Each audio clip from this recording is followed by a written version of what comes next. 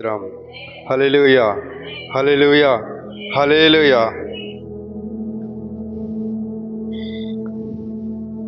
మన ప్రభువును ప్రియకుమారుడైన యేసుక్రీస్తు నామములో దేవుని బిడ్డలైన మీ అందరికీ దేవుని పేరిట వందనాలండి. దేవుని యొక్క ప్రణాళిక చెప్పిన దైవజనుల యొక్క సహకారం చెప్పిన వాక్యం చెప్పడానికి నాకు ఇచ్చిన యొక్క అవకాశాన్ని బట్టి ముందుగా దేవాది దేవునికి, దైవజనులకి వందనాలండి. సహోదరులకి అందరికీ వందనాలు. మనం మాట్లాడుకునే ఒక వాక్యం అంశం శోధనలను మరియు శ్రమలను జయించుట ఎలాగా. దేవునికి స్తోత్రం. మన అంశం ఏమిటండి? శోధనలను మరియు శ్రమలను జయించుట ఎలా. హల్లెలూయా, హల్లెలూయా, హల్లెలూయా. మత్తయి సువార్త 26వ అధ్యాయము 41వ వచనం. మత్తయి సువార్త 26వ అధ్యాయము 41వ వచనం చదువుకుందామండి. మీరు శోధనలో ప్రవేశించుకుంటున్నట్లు మెలకువగా ఉండి ప్రార్థన చేయుడి. ఆత్మసిద్ధమే గాని శరీరము బలహీనము. దేవునికి స్తోత్రం. చాలండి. హల్లెలూయా, హల్లెలూయా, హల్లెలూయా. ఇక్కడ దేవుని వాక్యం ఏమని సెలవిస్తుందండి? మత్తయి సువార్త 26:41వ అధ్యాయములో మీరు శోధనలో ప్రవేశించకుండానట్లు మెలకువ కలిగి ఉండి ప్రార్థన చేయుడు. దేవునికి స్తోత్రం. మనం ఏం చేయాలంటే వేకువజామునే మెలకువ కలిగి ప్రార్థన చేయాలంటండి. దేవునికి స్తోత్రం. హల్లెలూయా, హల్లెలూయా, హల్లెలూయా. మన వేకువజామునే లెగిసి ఏం చేస్తామండి? మగవాళ్ళు అయితే పొలం పనులకి వెళ్ళిపోతారు, స్త్రీలైతే సీపురు పట్టుకుంటారు. కానీ దేవుని వాక్యం ఏమని సెలవిస్తుందండి? మెలకువ కలిగి దేవుని ప్రార్థన చేయమంటుంది. దేవునికి స్తోత్రం. ప్రతి సమస్య కోసం, ప్రభువా నేను ఆర్థికంగా చిదిగిపోయాను, ఆత్మీయంగా నలుగుపోతున్నాను, శారీరకంగా బలహీనుడిని అయిపోయాను, ప్రభువా నన్ను బలపరచు, నన్ను స్థిరపరచు, ఈ యొక్క దినానికి కావలసిన శక్తిని నాకు దయచేయి తండ్రి అని ఉదయాన్నే దేవుడు మొర్రపెట్టుకోమంటాడు. దేవునికి స్తోత్రం. ఆత్మసిద్ధమే గాని శరీరము బలహీనము. హల్లెలూయా. ఇక మన యొక్క మానవునిలో 3 ఉంటాయంటండి: ప్రాణము, దేహము, ఆత్మ. మనుషులు ఎన్ని ఉంటాయండి? ప్రాణము, దేహము, ఆత్మ. ప్రాణం పోతుంది, ఆత్మ దేవుని దగ్గరికి వెళ్తుంది. ప్రాణం, దేహం, ఆత్మ. దేహం క్షీణించిపోద్ది. దేవునికి స్తోత్రం. కానీ ఇక్కడ ఏమని సెలవిస్తుందండి? ఆత్మ సిద్ధమే గాని శరీరము బలహీనత. మన శరీరం ఎప్పుడు కూడా ఏమంటదండి? నా ప్రాణమా తినుము, త్రాగుము, సుఖించుము, తరతరములకు నీకు ఆస్తి సమకూర్చిపెట్టాను, తిరుగులాడుచుండు అని అంటదంటండి. ఏంటి? శరీరం. కానీ ఆత్మ ఏమంటదండి? నడు నా బిడ్డ, దేవుని సన్నిధికి వెళ్ళు, మోకరించి ప్రార్థన చేయి, నీ సమస్యల కోసం పోరాడు, ప్రార్థన చెయ్యి, దేవుడు నీకు జయాన్ని, విజయాన్ని సమకూరుస్తాడని ఆత్మ చెప్తుందంటే. ఇప్పుడు మనం శరీరము చెప్పిన మాట వినాలా, ఆత్మ చెప్పిన మాట వినాలమ్మా ప్రియ దేవుని బిడలారా? అదనమాట అండి. ఆత్మ చెప్పుచున్న మాట చెవిగలవాడు వినుగాక. ఆమేన్. దేవునికి స్తోత్రం. హల్లెలూయా, హల్లెలూయా, హల్లెలూయా. దేవుని యొక్క ఆత్మకి మనం లోబడి కలిగి ఉండాలండి. దేవునికి స్తోత్రం.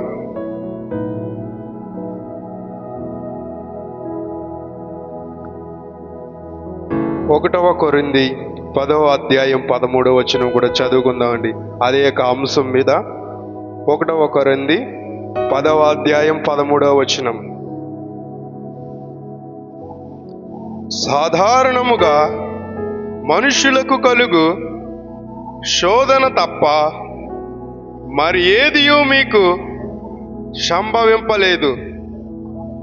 దేవుడు నమ్మదగిన వాడు, మీరు సహింపగలిగినంత కంటే ఎక్కువగా ఆయన మిమ్మును శోధింపబడనీయుడు. దేవునికి స్తోత్రం. అంతకే చదవండి అమ్మా. ఇంకా అంతేకాదు సహింపగలుగుటకు ఆయన శోధనతో కూడా తప్పించుకొను మార్గమును కలుగజేయును. దేవునికి స్తోత్రం. హల్లెలూయా, హల్లెలూయా, హల్లెలూయా. మన యొక్క శోధనలో పడ్డామంటే, మనం అప్పులనే ఊబులో పడ్డామంటే, శరీర బలహీనత అనే బలహీనతలో పడ్డామంటే, కుటుంబంలో సమస్యల్లో పడ్డామంటే, ఈ లోకంలో మనకి ఒక విలువ లేదు, లోకం ఒక పెంటగా మనం చూస్తుందంటే, దానికంటే మనలను బలపరచుటకు ఆయన మన యొక్క తలంపులను, మన ఆలోచనలు, మన క్రియలను సమస్తమును ఎరిగైన వాడు.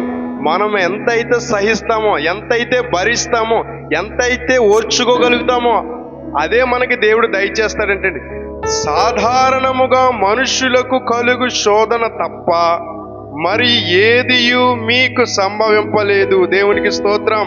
మనం ఎంతైతే భరిస్తామో దేవుడు మనకు అంతే ఇస్తాడంటండి. అయ్యో బాబో, నేను ఈ అప్పులు తీర్చలేను, అయ్యో బాబో ఇల్లు నేను కట్టలేను, నా బిడ్డకి నేను వివాహం చెయ్యలేను అని మనం అనకూడదంటండి. దేవునికి స్తోత్రం. హల్లెలూయా, హల్లెలూయా, హల్లెలూయా. నీ భారము యెహోవా మీద మోపుము, ఆయనే నిన్ను ఆదుకొనును. దేవునికి స్తోత్రం. మన భారం ఎవరి మీద మోపాలంటండి? మన దేవాది దేవుడైన మన యేసుక్రీస్తు ప్రభువారి మీద. హల్లెలూయా, హల్లెలూయా, హల్లెలూయా. మన భారము, మన సమస్య, సమస్తము ఆయన ఎరిగి ఉన్నవాడంటండి. ఇంకా ఈ దేవుని వాక్యం ఏమని సెలవిస్తుంది? దేవుడు నమ్మదగిన వాడు. మనుష్యుడు మాటిచ్చి తప్పుతాడు, కానీ దేవుడు మాటిచ్చి తప్పుతాడమ్మా? తప్పుడమ్మా. హల్లెలూయా, హల్లెలూయా, హల్లెలూయా. మనుష్యుడు నీకు నాకు అప్పిచ్చి రేపొద్దున మాట్లాడకపోవచ్చు. నీ బంధువు, నీ స్నేహితుడు, నీ కుటుంబస్తుడు నీకు సహాయం చేస్తానని నిన్ను విడిచిపెట్టచ్చు, కానీ దేవుడు విడిచిపెట్టేవాడు కాడు. హల్లెలూయా, హల్లెలూయా, హల్లెలూయా. మన దేవుడు ఎటువంటి వాడండి? మన దేవుడు నమ్మదగిన వాడు. దేవునికి స్తోత్రం. మీరు సహింపదాని కలిగిన అంతటి కంటే ఎక్కువగా ఆయన మిమ్మును శోధింపడు. మనం ఎంతైతే శోధన భరించగలుగుతామో నీవు నేను కూడా అంతే మనకి దయచేస్తాడంట. అది కూడా దేవుని నమ్మిన బిడ్డలకి ఎందుకు ఇస్తాడో తెలుసమ్మా? మనం గ్రహించుకుంటే ఆత్మజ్ఞానముతో దేవునిలో ఇంకా సువర్ణము వలె మారతామని ఆ యొక్క శోధనలు ఉంటాయి తప్ప మరి వేరే విధానంగా అయితే కాదు. దేవునికి స్తోత్రం. ఆయన మిమ్మును శోధింపబడక ఆయన మిమ్మును శోధింపబడ నీయడు. అంతేకాదు, సహింపగలుగుటకు ఆయన శోధనతో కూడా తప్పించుకొను మార్గమును కలుగుజేయును. దేవునికి స్తోత్రం. ఇదిగో ఈనాడు నేను అప్పులు చేసేసాను ప్రభా, ఇదిగో తండ్రి నాయన గృహం కట్టాను, వివాహాలు చేశాను, ఎలాగ తండ్రి నా బతుకు, ఇగో వ్యవసాయాలు చూస్తే అప్పులు పాలైపోయాను ప్రభా, నేను ఎలా విడుదల పొందాలి అని నేను ఈనాడు చింతపడుచున్నామా ప్రియ తల్లి తండ్రి బిడలారా? దేవుడు సమస్తమునకు మార్గమును సరళము చేయువాడు. దేవునికి స్తోత్రం. ఆయన శోధనతో కూడా తప్పించుకొను మార్గము కలుగజేయును. దేవునికి స్తోత్రం. ఏం చేస్తారంటండి? మన ఇరుకును, మన ఇబ్బందిని, మన సమస్తమును విడుదల దయచేస్తానంటున్నాడు. దేవునికి స్తోత్రం. నమ్ముని బిడ్డలందరూ ప్రతి ఒక్కరు స్తోత్రాలు చెప్తామండి. హల్లెలూయా, హల్లెలూయా, హల్లెలూయా. మరొక వాగ్దానం చదువుకుందామండి. యాకోబు రాసిన పత్రిక 1వ అధ్యాయము 12వ వచనం చదువుకుందామండి. యాకోబు రాసిన పత్రిక 1వ అధ్యాయము 12వ వచనం చదువుకుందాం. శోధన సహించువాడు ధన్యుడు, అతడు శోధనకు నిలిచిన వాడై ప్రభు తన్ను ప్రేమించిన వారికి వాగ్దానము చేసిన జీవ కిరీటము పొందును. దేవునికి స్తోత్రం. హల్లెలూయా. శోధన సహించువాడు ధన్యుడు. ఎవరంటండి? శోధన సహించువాడు. శోధనలు ఎవరికి వస్తాయండి? లోకస్తులకి అంతంత మాత్రంగా ఉంటాయి. దేవుణ్ణి నమ్ముకున్న బిడ్డలకి, ఇదిగో నేను దేవుణ్ణి నమ్ముకున్నాను, అన్నీ నాకే వస్తున్నాయి, అన్ని నిందలు నాకే, అన్ని బాధలు నాకే, అన్ని అప్పులు నాకే అని నీవు అనుకుంటున్నావా? ఇక్కడ దేవుని ఏమని సెలవిస్తున్నాడని? శోధన సహించేవాడు ధన్యుడు. దేవునికి స్తోత్రం. ఎవరికి ఇస్తున్నాడండి ధన్యత? దేవుడు శోధన సహించే వారికి ఇస్తున్నారు. అతడు శోధనకు నిలిచిన వాడే ప్రభువు తన్ను ప్రేమించు వారికి వాగ్దానము చేసిన జీవ కిరీటము పొందును. దేవునికి స్తోత్రం. దేవుడు ఏమిస్తున్నాడంటే జీవ కిరీటాన్ని ఇస్తున్నాడంటండి. ఎవరికే? శోధన సహించు వారికి జీవ కిరీటం. జీవ కిరీటం అనగా ఏంటి? దానికి అర్థం నిత్యము నిలిచే దేవుని రాజ్యం. దేవునికి స్తోత్రం. హల్లెలూయా, హల్లెలూయా, హల్లెలూయా. జీవ కిరీటం అనగా ఈ లోకం అని ఆశీర్వాదము కాదు. జీవ కిరీటం అంటే నిత్యము బంగారు వీధుల్లో పరిశుద్ధుడు, పరిశుద్ధుడు, పరిశుద్ధుడు అని నిత్యము కోట్లాను కోట్ల దూతలతో కెరూబులు శెరూబుల మధ్య మన ప్రభు అయిన యేసుక్రీస్తు ప్రభువారు కొనియాడబడుచున్న రాజ్యాన్ని ఒక దినాన్ని మనము కూడా చూడబడుతున్నామండి. దేవునికి స్తోత్రం. హల్లెలూయా, హల్లెలూయా, హల్లెలూయా.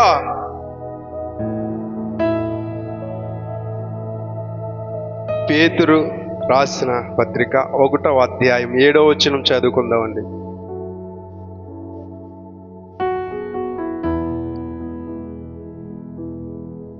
పేతురు రాసిన పత్రిక 1:7వ అధ్యాయం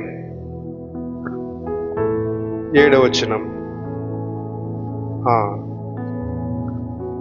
నశించిపోవు సువర్ణము అగ్ని పరీక్ష వలన శుద్ధపరచబడుచున్నది కదా, దానికంటే అమూల్యమైన మీ విశ్వాసము మీ శోధనల చేత పరీక్షకు నిలిచినదై యేసుక్రీస్తు ప్రత్యక్షమైనప్పుడు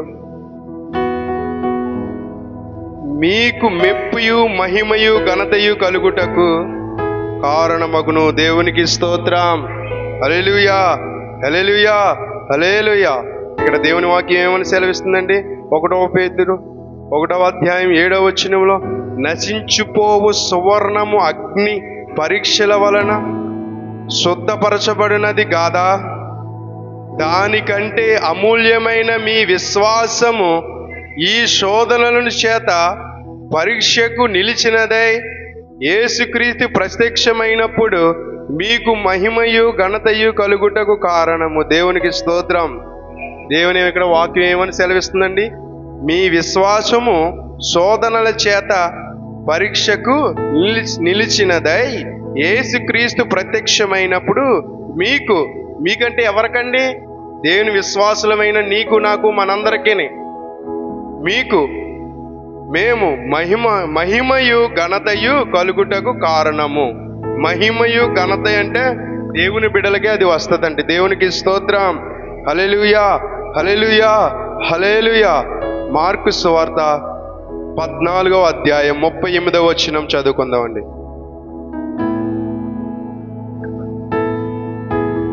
దేవునికి స్తోత్రం.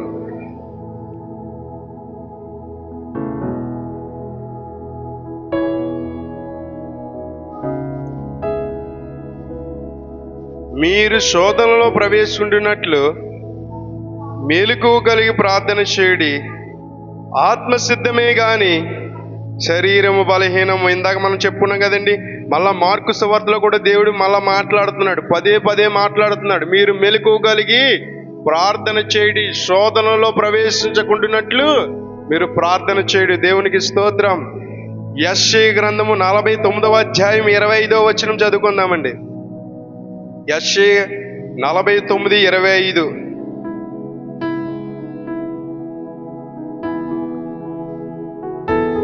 నలభై 49:25వ అధ్యాయము.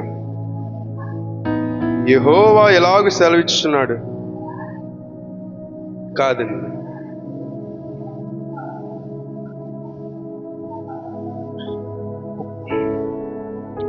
నేను చదువుతానమ్మా.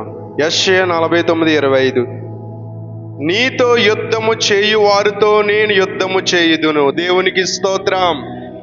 ఈనాడు బలహీనంగా, ఆర్థికంగా, ఆత్మీయంగా, శారీరకంగా, కుటుంబంలో నెమ్మది, శాంతి, సమాధానము లేక, భార్యాభర్తల మధ్య అపవాదిగాడు చిచ్చు పెడుతూ, సంతోషం లేకుండా, సమాధానం లేకుండా, నెమ్మది లేకుండా చేస్తున్నాడంటే దేనివల్ల అండి? అది దేవుని నమ్ముకుని దేవుని నామాన్ని అవమానపరిచిన మనలను బట్టి అపవాదిగాడు మనలోంచి పుచ్చుకొని ఆడు చిచ్చు పెట్టడానికి సిద్ధంగా ఉంటున్నాడు. అందుకనే మెలకువగలిగి ప్రార్థన చేయడే. ఆత్మ సిద్ధమే గాని శరీరము బలహీనము. ఆత్మ చెప్పునుచున్న మాట చెవిగలవాడు వినుని గాక. మన ఆత్మ సిద్ధంగా ఉండాలంటండి. దేవునికి స్తోత్రం. నీతో యుద్ధము చేయువారితో నేను యుద్ధము చేయుదును. దేవుడు ఏమంటున్నాడండి? నువ్వు ప్రార్థన చెయ్యి. నీతో ఎవరైతే అపవాదిగాడు యుద్ధము చేస్తాడో వాడితో నేను యుద్ధము చేస్తానంటున్నాడు. ఇక్కడ నేను కాదని చెప్పి దేవుని వాక్యం. నీతో యుద్ధము చేయువారితో నేను యుద్ధము చేయుదును. హల్లెలూయా, హల్లెలూయా, హల్లెలూయా. కీర్తనలు రాసిన కీర్తనల గ్రంథము 91:7 చదువుకుందామండి. కీర్తనలు 91:7. నీ ప్రక్కను 1000 మంది పడినను, నీ కుడి ప్రక్కను 10,000 మంది కూలినను అపాయము నీ యొద్దకు రాదు. దేవునికి స్తోత్రం. మన సమస్యలను బట్టి మనం కృంగిపోచున్నామా? దేనిని బట్టి కూడా కృంగిపోద్ది అంటాడండి దేవుడు. నీ ప్రక్క 1000 మంది పడిపోయినా, నీ కుడి ప్రక్క 10,000 మంది కూలినను అపాయం నీ యొద్దకు రానివ్వను అంటాడండి. నువ్వు వెళ్ళే ప్రతి మార్గమందును కూడా యెహోవా నీకు తోడై ఉండి వెనక ముందు ఆయన దూతలను కావలా ఉంచుతాడంటండి. దేవునికి స్తోత్రం. హల్లెలూయా, హల్లెలూయా, హల్లెలూయా. ఇక్కడ చివరిగా యెషయా 41:13 చదువుకుందామండి.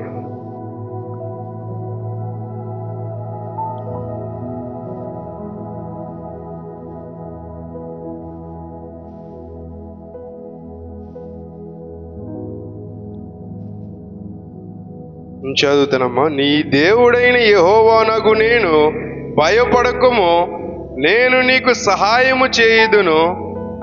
దేవునికి స్తోత్రం. ఏమంటున్నాడండి ఇక్కడ చివరిగా? దేవుని వాక్యం ఏమని సెలవిస్తుందండి? నీ దేవుడనైన యెహోవానగు నేను భయపడకుము, నేను నీకు సహాయము చేయుదును. ఎవరు చేస్తానంటున్నారండి? మన తల్లిదండ్రులా, మన బిడ్డలా, మన పూర్వీకులా, మన బంధువులా? కాదమ్మా. మనుష్యులను, రాజులను, అధికారులను ఆశ్రయించుట కంటే యెహోవాను ఆశ్రయించుట మేలు, శ్రేష్టము, ధన్యకరము. దేవునికి స్తోత్రం. ఇక్కడ మళ్ళా దేవుని వాక్యం చదువుకుందామండి. నీ దేవుడైన యెహోవానగు నేను భయపడకుము, నేను నీకు సహాయము చేయుదును. దేవునికి స్తోత్రం. మనం మనుషులు సహాయం కోసం చూద్దామా? దేవుని సహాయం కొరకు చూద్దామా?